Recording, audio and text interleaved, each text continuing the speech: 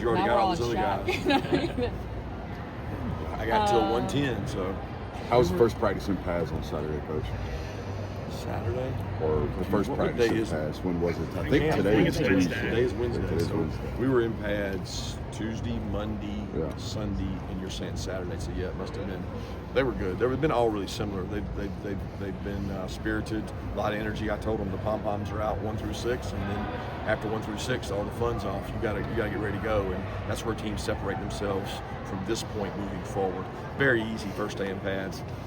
But practice 7 through 14 will, they'll do a lot more to define our camp than 1 through 6 will. You spoke last week about being more efficient in the run game, and like Bobo was saying the same thing today. And just kind of what does that mean if you guys can do that for the offense for Gunner as far as what you can do?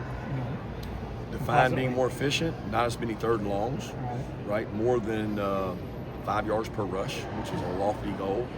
If you rush the ball more than 5 yards per attempt, you'll be one of the top teams in the country. And that's a goal for us. That's what it looks like. Now, how does it help Gunner? I think that's obvious. He doesn't have to have the pressure of 3rd, 7 to 10 every down. It frees things up. It opens up your play action. I mean, all the obvious things, but there's a lot that goes into running the ball better, and that's what we're working on right now. Coach, you talked about how's he doing? He's good. He was a little sick under the weather, and we're trying to get him back out there. So he's been dealing with some sickness stuff, and I think he's going to be fine. And hopefully, with the weather conditions we've had, he'll be back even faster because it's not been as hot out there. In regards to Gunner, Coach Bobo said that, his name's Gunner, but he doesn't always have to gun it down the field. What are some areas in growth that you want to see from him now going into this season? I've seen a lot of growth in the 6 practices. He and Ryan, both Ryans, have done well, and they're both growing up and doing a good job. I mean, he's getting more opportunities at decision-making process, 2-minute drives. He hasn't had that many of them. He's getting more now every day. It's red area. He's just getting more opportunities to make good decisions, and he continues to do that. I think avoiding the catastrophic moments is what's important. Coach, you talked about the team's conditioning a little bit in the spring. What's been the Well, they've been blessed.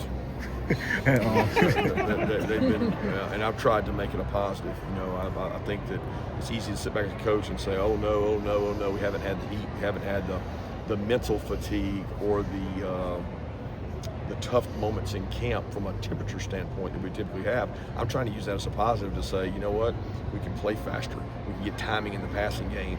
We don't have to worry about mental exhaustion mistakes because they shouldn't be heat exhaustion. They might be mentally tired from practice, but not the same as it would be. So the conditioning level may not have been tested like we want to, but it has allowed us to take more reps and do more 2-spot and get more guys development, which has been good. Will this first scrimmage on Saturday be any different than previous years as far as what you want to see? Nope. I mean, it's going to be pretty similar. We're going to try to introduce kicking game, see where our freshmen are, give everybody an opportunity to go out there and play 3 groups. I don't see it being different. The outcomes have always been different, but not in terms of format. You've talked about this being a young team frequently. What are some of the benefits of coaching a young team? Energy, enthusiasm, non-complacency. That's not to label old teams as that, but you don't have that problem with young teams. Where did fire, passion, and energy motto come from this year? I feel like every single coach has mentioned it so far that we've talked to. Yeah, it's a big part of what we do. It just came from feeling like we had 4 DNA traits, and we stuck with those for 3 or 4 years, and we still got them. But we felt like of the 4 DNA traits, we had those. We checked the box on all 4 every year. But there was something missing, and we felt like maybe that was what was missing. And maybe that's missing all over college football, or not all over, just in pockets.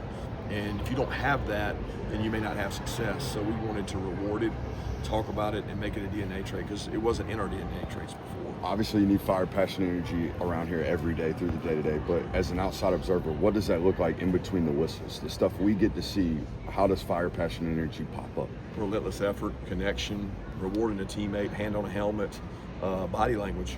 It's more than just how you play. It's what you do between the snaps. You felt like that was lacking in previous years? No, I don't know it was lacking in previous years. I just know that we want it, and we want to reward it. We've always had some form of it, but it's the analogy of small campfires. You can have all these little small campfires, or you can have a burning inferno. And we want a burning inferno. We want all those campfires to come together and be 11 burning fires, not a couple little burning bushes over here and over there. Thank you, guys. Appreciate it.